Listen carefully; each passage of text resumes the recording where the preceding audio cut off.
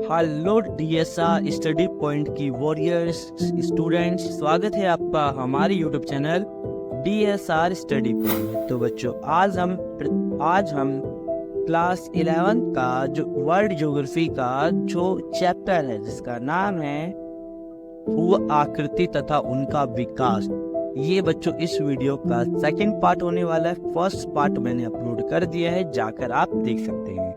तो उससे पहले बात करते हैं आखिर जलप्रपात क्या होता है। तो देखो क्या होता है बच्चों, जब नदियाँ क्या होती है प्रवाहित होती हैं, तो नदियों के प्रवाहन में क्या होता है, बहुत सारी कठोर चट्टानें आती हैं जिसे वह काट नहीं पाती है। अगले नहीं काट पाती तो वो आगे की ओर चली जाती है, आगे मुलायम चट्टानें आ जाती हैं जिससे वे आसानी से काट देती है।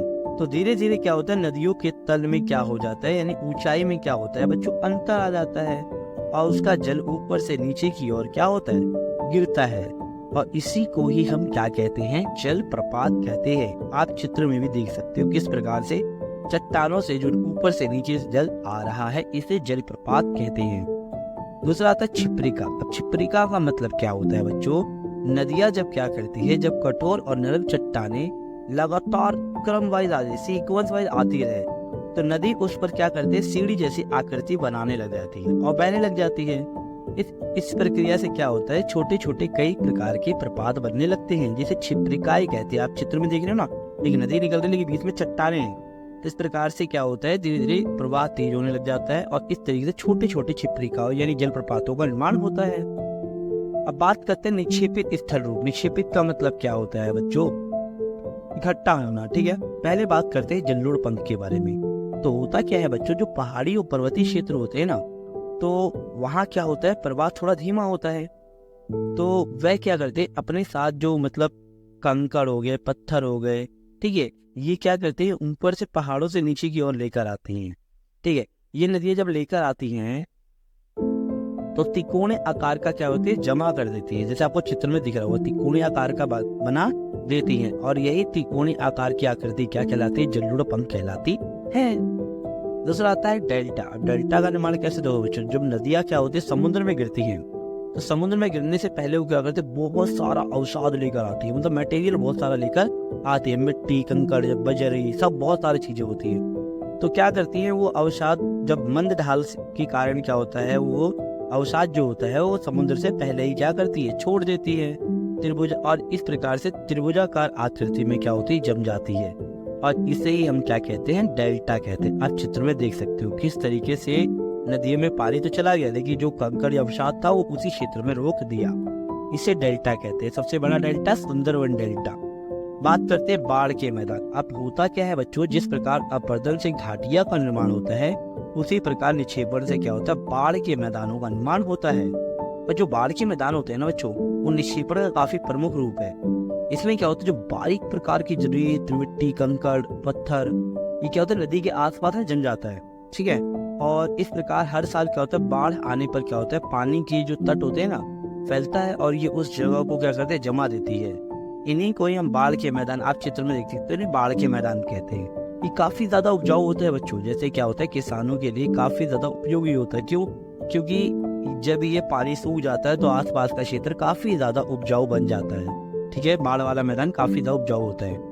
नेक्स्ट बात करते हैं नदी विसर्ग। अब नदी विसर्ग का मतलब क्या होता है बच्चों, तो होता क्या है, नदी मार्ग के नदियां जब होती है एस आकार की घुमाव बनाती है, दिख रहा है आपको चित्र में, इसी को ही हम नदी विसर्ग कहते हैं। अब इसमें क्या होता है, जब नदी मंद गति से मैदानी भागों में, यानी मतलब जब इनकी प्रवाह जो होती है ना बच्चों, गति कम हो जाती है, तो ये मैदानी क्षेत्रों में बहने लग जाती है और ज्यादा इनमें मिट्टी, कंकड़, बोझ मतलब बोझ ज्यादा होता है, जिसके कारण इस प्रकार का क्या होता है, मोड़ बनने लग जाता है।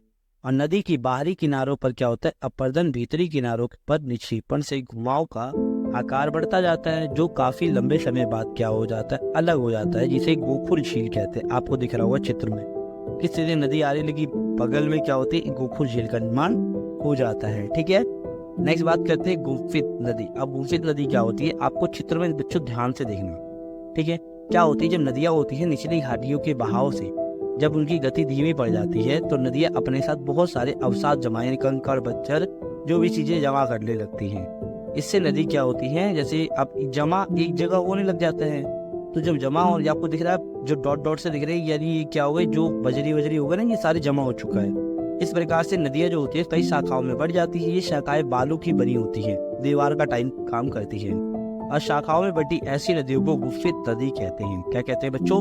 गुफित नदी, जो निक्षेपित आकृति है। तीसरा आता है भूमजल के बारे में। अब बात करते हैं भूमजल। भूमजल का मतलब क्या होता है बच्चों? यानी धरातल के नीचे जो चट्टानों में जो छिद्र होते हैं, छेद होते हैं, उसमें क्या होता है, क्षैतिज अवस्था में क्या होता है, जो जल है ना वो प्रवाहित होता है। ठीक है, और चट्टानों का क्या करता है, इधर अपर्दन करता रहता है, यानी चट्टानों को तोड़ना फूटते रहता है।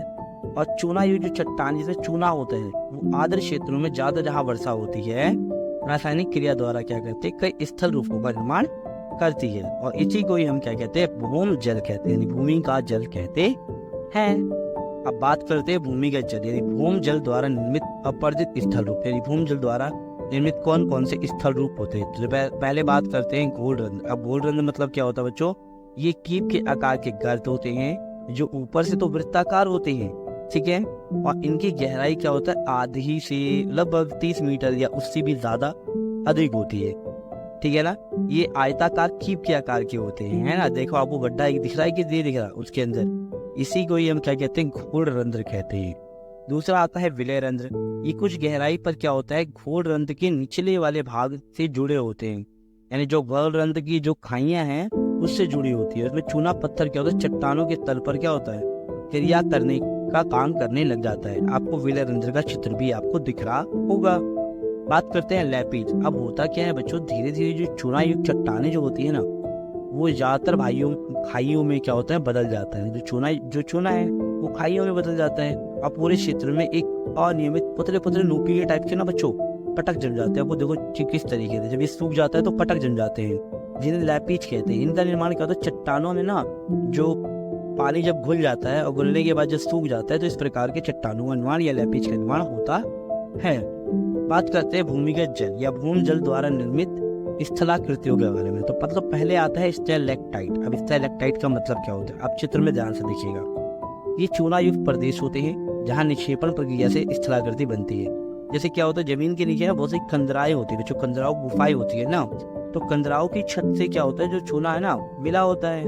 जब ऊपर से जल टपकता है ना, तो टपकने वाली जो बूंदों का जो कुछ अंश छत से लटका रह जाता है, और जल इसमें से जो पानी है भाप बनकर उड़ जाता है, और चूना छत के ऊपर ही क्या होता है, लटक जाता है। ऐसे ही लटकते हुए स्तंभों को कहते हैं स्टैलेक्टाइट। ठीक है बच्चों, ये आपको दिख रहा होगा स्टैलेक्टाइट। दूसरा आता है स्टैलेग्माइट। अब स्टैलेग्माइट का मतलब क्या होता है, जब चूना क्या होता है, मिश्रित जल कंदराओं की छत से नीचे की ओर, यार ऊपर तो जल होगा ही, लेकिन नीचे की तरफ भी तो आएगा, उसमें भी तो क्या होगा, चूना होगा। ठीक है ना, चूना वहीं धरातल पर क्या होता है, फिर कई बार क्या होता है, जो चूना है धरातल पर जम जाता है, और पानी क्या होता है, वाष्प बनकर ऊपर उड़ जाता है। इस प्रकार कंदराओं के धरातल पर नीचे की ओर एक स्तंभ खड़ा हो जाता है, जिसे स्टैलेक्टाइट कहते हैं। ठीक है बच्चों।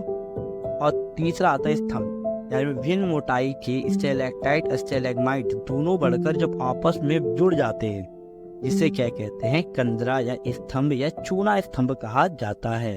आपको चित्र में दिखाई दे रहा होगा। तो ये था बच्चों इस वीडियो का सेकंड पार्ट। ठीक है, थर्ड पार्ट बहुत जल्द आने वाला है। अगर बच्चों को आप लोगों को वीडियो इन्फॉर्मेटिव लगे, ठीक है, अच्छी लगे, तो प्लीज वीडियो को लाइक शेयर एंड सब्सक्राइब जरूर करना। धन्यवाद।